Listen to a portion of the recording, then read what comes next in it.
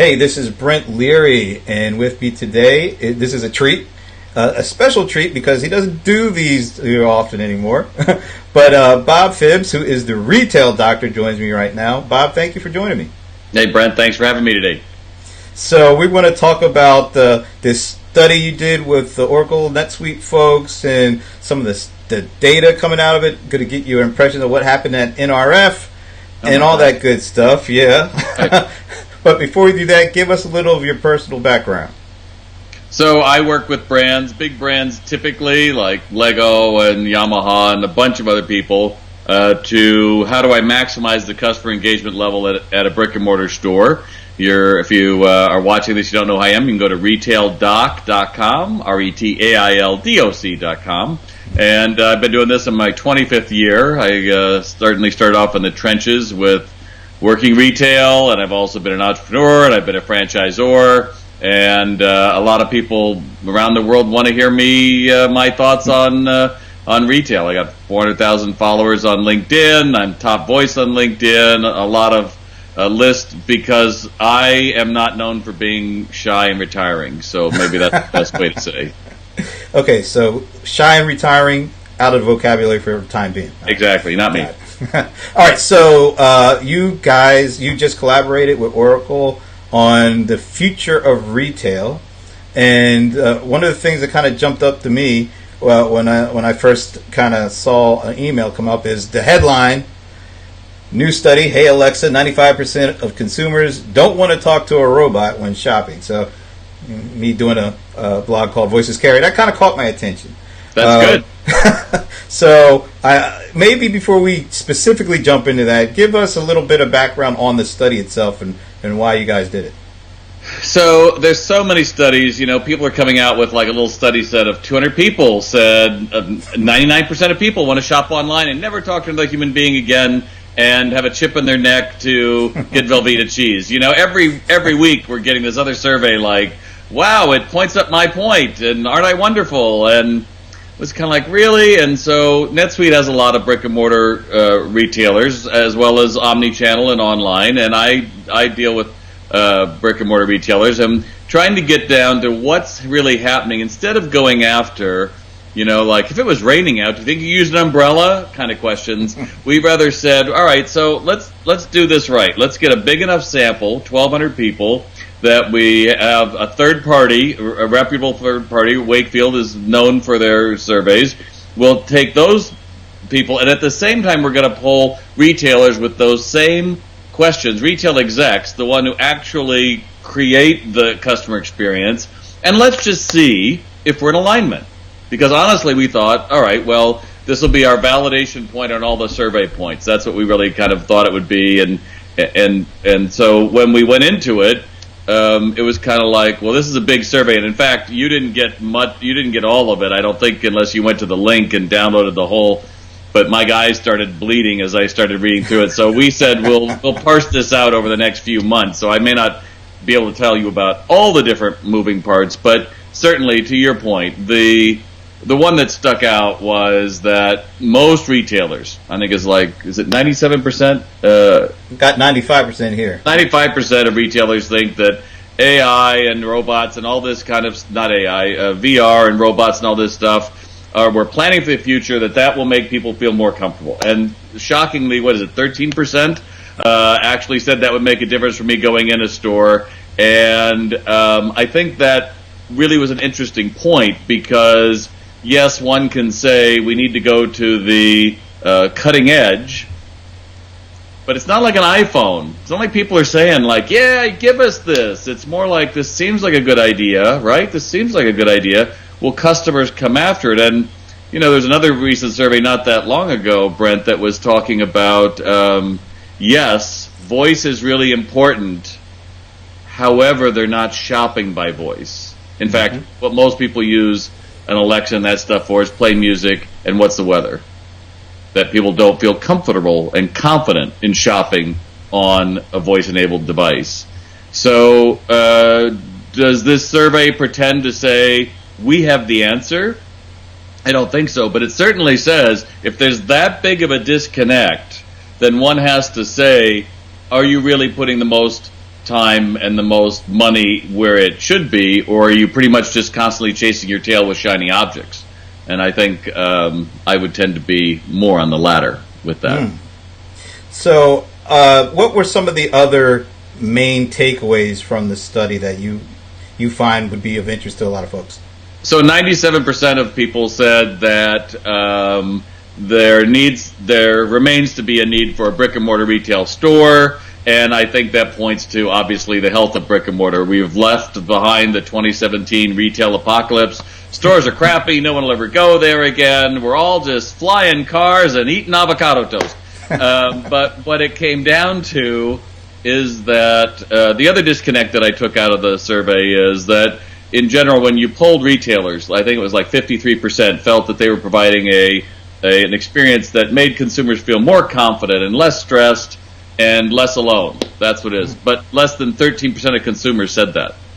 Wow. They actually said the opposite. I feel more stressed, more alone, and more anxiety when I go into a brick and mortar store.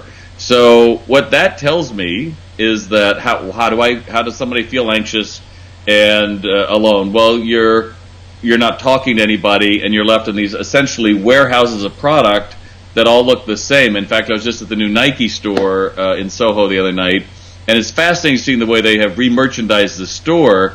You know, if you think of certain brands, which I won't say, where it's just walls of shoes, of tennis shoes, and it's like, you know, pick one out, let me know if you need any help. It's like, what's on sale, and you feel stupid and you don't know if you got the right one. Well, Nike doesn't do that. In fact, they have customized their locations so much that you might just see this kind of a product over one specific sport.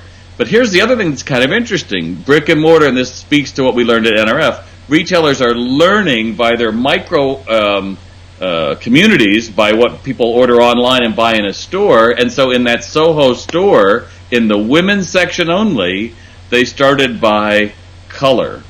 So all the black shoes are here, all of the, I think it's the, not pink, but white are on somewhere else, and then they look for use. But they don't do that in all their stores. It just happens to be this one area. And so you're like, dude, that would make me feel what? Oh, more confident, less anxious, and you're going to be there to help me figure it out, less alone. So brick and mortar retailers that are understanding this are actually re-merchandising stores in the right way. How are retailers, the ones that are being more successful maybe than the average, how are they implementing or integrating these technologies into the store, maybe integrating the online experience with the in-store experience to create less loneliness and to create a better experience once somebody comes into the store? Well, you know, that's an interesting question. At one seminar I attended, this one guy said, we approached consumers and we said, okay, here's all the things we could personalize. And people were like, yes, I want all that. And then they said, and here's all the data we need to collect to get that. And he said, we thought they would all be like, no. And, you know, they were like, I'm all right with that. But when it came to facial recognition, nobody wanted their face scanned. And yet we're hearing from Asia, and China's like way ahead on all this stuff. And in the States, that's like you crossed the line. So that's really going to be impactful because visual, if you think about it, Facebook has asked you to tag all of your friends in all these different poses. So let's be honest here. Facebook has a bank of what everyone's face looks like. And wouldn't it be nice if your bank just tapped into that and it's like, there they are. Wow. Except we know you can also Photoshop and do different things, so there's something creepy for most of us. But that idea that face would be it. And here's the other problem with voice, since we're talking about voice.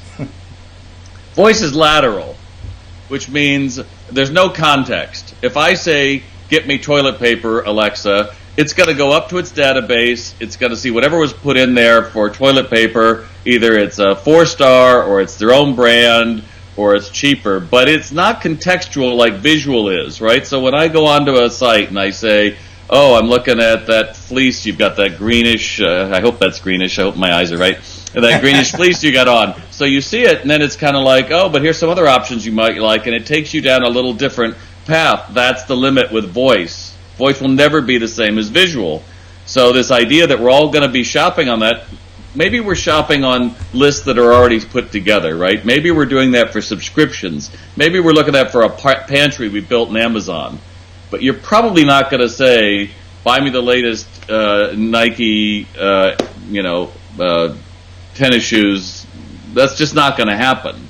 So there's going to be room for everything, and I think all the smart retailers are trying to figure out, look, we have all these data points online, we have all these data points in store. Instead of just saying we're going to bring a kiosk into a store, although several people did talk about that they, millennials and Gen X in particular, like that idea of having that option.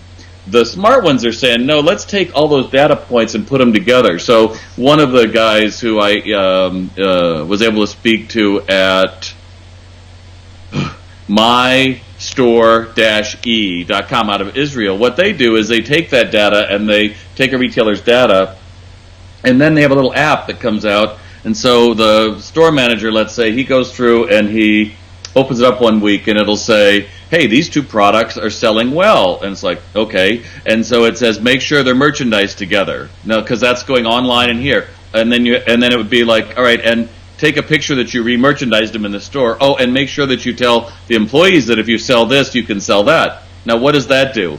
Well, we confidently know customers who buy this are going to buy this, that it's not going to be a big deal, and customers are probably going to like that because you know a lot of people are doing that. Mm-hmm. So all of the smart ones have actually reinforced everything we're saying on the Oracle survey has found, and they're working to make those customers feel more confident. But it's not through, oh, we have great signage, or we have a buy online, pick up in store. That's not it. It's that store experience. And I'm a little passionate about this, Brent, so if I get a little on, you can just dude, tone it down a little, all right? I would have never thought that you were passionate, but that's okay. Okay, I'm just saying. Hey, what on the survey, what were the most surprising findings to you? Well, from my vantage point, that only 11% of retailers could answer. I definitely have the tools for my staff to give customers a personalized experience. Wow, only 11%. I mean, that's their confidence level. And again, don't go to it see, some people take personalization you can drop my algorithm, so as I walk in, it says, hi, Bob, and I can now have Brent, when he walks up to me, hi, Bob. That's not what we're talking about here. A personal experience to me is one-on-one. So one-on-one would be, hey, Brent, it's great to see you back. And you say, yeah, that lawnmower you sold me, I need to get a new blade. Oh, hey, we connect the thing, and I see your My Lowe's card. It's like, oh, that's that Model 8. I've got the perfect one. And now it really is selling one-to-one. So here's the other thing, Brent. All right, so in a mass store, in a big store, we have got the opportunity to buy a container, a product, or a line, and because it's a store, we can move a lot of it. You can sell a lot easier. Online, this idea that online is so much more profitable, you're really trying to sell one-to-one. It's almost like you have to physically go out and find each of these people and say, please give me money. Hey, please give me money. Please give me money. Wayfair's spending $197 per new person they bring in the door. That's not sustainable. I don't know how much VC money you can burn through. Stores don't have to worry about that. So, well, they have to worry about profitability, but that idea that if we can bring a lot of people into a store and we can do a better job of selling one-on-one because of the dynamics of it. Let's say I'm working with you in the lawnmower and your wife says, I like that green dress over there, I'm going to go try it on. You're like, okay, cool. Well, that can only happen in a store. Do you follow? So if you're online and you're looking for lawnmowers and you're like, lawnmower X, and you're like, wow, a green dress, what the hell is that? But in a store, we accept it, and it's like, okay. So that idea that personalization doesn't have to be every second, but if you got that feeling long enough, you spent more time in my store and you bought more, that's the holy grail of it. Does that all make sense? Oh, it makes total sense. What kinds of retail companies are in the best position to succeed, leveraging some of the things that we just talked about? Is it the big box stores, or is it the more boutique kind of stores, or even the little mom and pop stores? Dude, you're not going to pin me down on that. It's not going to happen.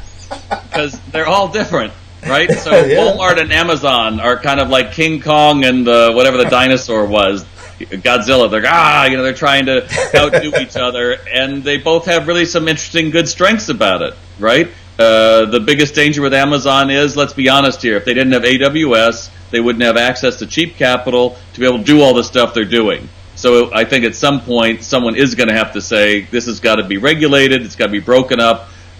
I don't see how that continues. We broke up AT&T and the oil companies over far less individual stuff in our individual lives. But then you've got the boutiques. And I got to tell you, Ted Baker is a frigging amazing brand with no tech that you can see. It's a unique vision. It's a designer brand. But what they do, this is not Ted Baker. I didn't wear that for you. I wasn't sure you're I would have if I knew I was like, but you're dressed casual, dude.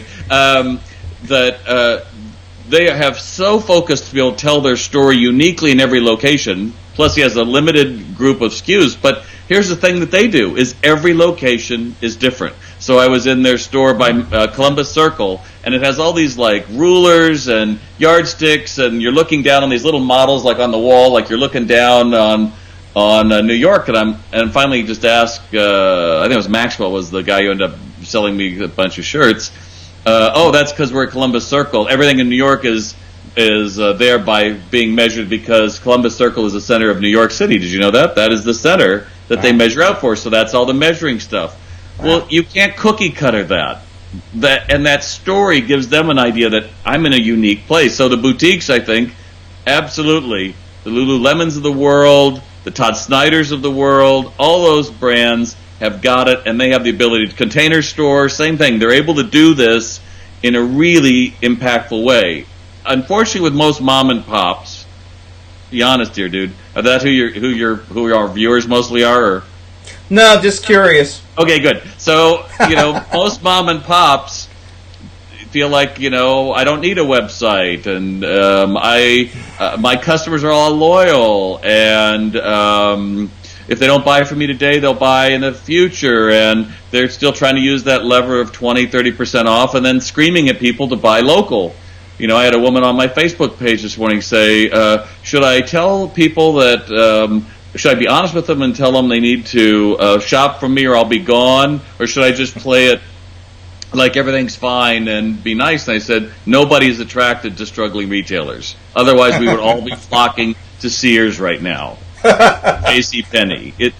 It's opposite. So right. I think the smart, smaller brick-and-mortar stores, absolutely, if I was to read this, and I would be going like, wow, more than 2 in 5, 43% of Gen Z and millennial consumers plan on doing more shopping in physical stores in 2019. I'd be like, that is great news for brick and mortar stores. I guess I should go out and paint it and put a new awning, and I should pave the parking lot, and I should do this to be ready for them.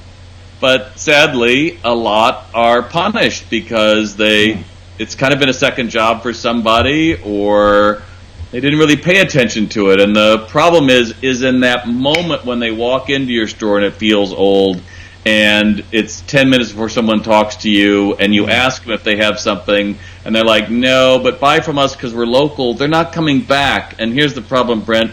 They don't come back and tell you that. They just don't come back. So you don't get the data as to why they don't want to shop there anymore. Whereas most of these other big brands are collecting data. In fact, one of the things, going back to My Store E, they partner with Avery Dennison. So if you try on this shirt, let's say, and you go in the dressing room several times, it doesn't sell, they're going to go back to that manufacturer and say, something's wrong with this shirt. It doesn't fit right. But again, it's all about that brick and mortar experience. And let's be honest, you can't be a Luddite in this society. You do have to be aware of social media. I don't care that you're not on Facebook. That means that's not a bragging right. That's, or I don't like people to help me when I shop. That's not a bragging right. Or I don't answer my emails, every day, like obsessively. It's like, those are all table stakes, kids. If you want to compete with Starbucks as a coffee house, you are at least as good a product, as personable, and as uniform in the experience. And if you're not, I'm not going to roll the dice with you. I'm simply not coming back. So I think that what this points to is that, speaking to one of the survey points I just happen to have up, 1 in 5 consumers, 19%, feel that stores have actually become less inviting, meaning it's too much choice, it's too stressful, I feel more alone. And the problem with that is that the only way that's going to be solved with people. Through customer service, yeah, we saw a robot at NRF that can go up and down the aisles and tell you there's a spill. I think it would cost me a hell of a lot to have somebody watch a camera every now and then. Oh, there's a spill. Let's go pick it up. But the big thing also at NRF was, how do we duplicate ourselves as Amazon Go? You know, how do we make the world a convenience store where no one pays for anything? Except the funny thing with this, Brent, is you have to take out your phone to unlock the door or to get in the code or whatever, which is really not much different than I go in and get my stuff and I have to take out my credit card. So I think that shiny objects can get easy to get distracted. I hope that the Oracle NetSuite survey that we did with Wakefield points up the way that, look, we are all looking for more of a human connection, not less, because people who feel that they matter buy more. That's that simple. That comes out more and more again. And you know what? People who don't feel they matter are going to stay online. And ultimately, as that pot continues to get divvied up, it can be death by 1,000 cuts for an awful lot of retailers, because they may not see it that, oh, beauty, you know, she's not coming to you anymore. She's going through a subscription like Birchbox, or oh, he's not coming in and buying the lures for his fishing. He's got a subscription from Bass Pro Shops, and so all of these things we are all trying to figure out. But at the end of the day, all that matters is your 4 walls. If you're going to leave Bitter Betty in there and expect me to come back, dude, I'm gone. Even if you're married to her. I'm just saying, if you're a small business guy or married to him, right? It doesn't matter the gender. So, what about Bitter Alexa? What are we going to be 4 or 5 years from now? I know 95% say they don't want to talk to Alexa right now, but do you? If we're don't want to shop on Alexa, not like shop not on right Alexa. now. But do you expect at some point you will see an uptick? Will it be a meaningful uptick for integrating, Alexa into shopping, either from part of the customer journey? Yeah, I think there'll always be. I mean, every technology, there's going to have somebody. I'm sure there's still people checking in on Foursquare too. But when it comes right down to it, it's an option. But let's make no mistake here. They are dumping Alexa and Echoes on everyone everywhere. So saying it's all growing exponentially is a little disingenuous, I think. It's like all their PR. Like I think I saw this thing on the H2 story. We're not going to even call it. We're looking for another headquarters. H2. Do you know how much outsized publicity they got for that? When pretty much it was a foregone conclusion. Well, this is kind of the same thing. Voice and voice and voice and voice and voice. Because who benefits if people are using voice? It's more data points. It's gonna help Amazon Web Services. I mean, again, I don't have an axe to grind with the Oracle NetSuite survey we've got. We just wanted to see, is there a disconnect? We found the disconnect, and now we're going to turn it right back to those retailers and say, are you interested in solving this or not? Because your customers are showing you right now this is what it's going to take to compete in 2019. So, for the folks who read that survey, the retailers out there, what are the first couple of things they should do to make sure they start to make the connection with the customers, create the experiences that they're looking for? What do they need to do right off the bat? Well, since I'm talking to the CRM guy, it's all about first knowing your customer, isn't it? It's first knowing who she is and who he isn't. Mm-hmm. Why is Gap having a hard time right now? Why is JCPenney having a hard time? Because they don't know who their customer is anymore. Mm-hmm. And they don't know how to talk to him or her. It's so the first thing is know who the hell your customer is. I was just doing a podcast with Nick Molnar from Afterpay. Huge financial company, just started 4 years ago, and the idea was novel. Millennials don't want credit. They feel it's usury because the idea is credit makes money if I don't pay. So I want to use my debit card, but I want to schedule it out. So what do they say? Hey, I tell you what, use Afterpay. We'll front the full value to the merchant, and you pay us back in 4 payments. It's like, brilliant. So they're constantly looking at how do I make what the trends are showing us, how do I tap into that? So offering other payment methods online, in particular, like Afterpay, will get you that younger skewing audience. The other thing that was interesting in the store was how social media, a lot of people don't want to connect with a brand on social media, which upends, you got to be on Instagram and you got to be on posting 1 million times and influencers. Well, that's not necessarily it. And this is a broad range of 1,200 people. It wasn't just, 400 or 500 people to tell you. And then you're going to look at, well, how am I going to create an exceptional experience if basically all I'm doing is hiring people who can, fog a mirror, who really hate retail and they don't like it. I can tell you want to know what great experience is, go into a Ted Baker store anywhere in the world and see what that feels like. Because most people don't know what great experience feels like. It's like we go into Starbucks, hey, I used mobile, I got my order in 30 seconds, that's a great experience. No, that's efficient. A great experience, you feel something. So once you know that customer and you understand their pain points, you try to solve them. But make no mistake, the most important thing the brands have to do is to look at that experience and say, are we executing every way we can? Because look at, if I go at REI today and I go on their site, it is looking at every nanosecond I'm on there. It's checking the heat map. In fact, it's powered by Watson, so it's changing the products from anybody else who sees it. It's also, they own the Weather Channel, so they're probably also bringing in the idea of it's going to be a snowstorm in the Northeast or it's going to be raining in LA. And then it's also going to know my preferences. So it's, when I go to order, it's probably going to say, do you want to also buy this in large? Well, that's table stakes to be online, and yet I can walk into most in brick-and-mortar stores, and in 10 minutes nobody says a damn word to me. Yeah, and on that note, Bob, this has been great. Tell people where they can find the survey and also where they can learn more about what you do. Okay, well, the survey has a link, which we'll probably just send direct to you. And also, you can just go to retaildoc.com/blog, and you'll find the NetSuite Oracle survey with me. You can also go to RetailDoc, retaildoc.com, where you'll find out I'm the most, I think I was the best blog and website for retail on the planet 2 years running. And check me out on LinkedIn with my 400,000 other followers, just Bob Phibbs. And to follow along, because I'm always posting videos of what goes well and what doesn't go well in retail, and then you'll become smarter, and someday maybe you'll have a show just like Brent here. All right, man, this is great. Thanks again for the time. All right.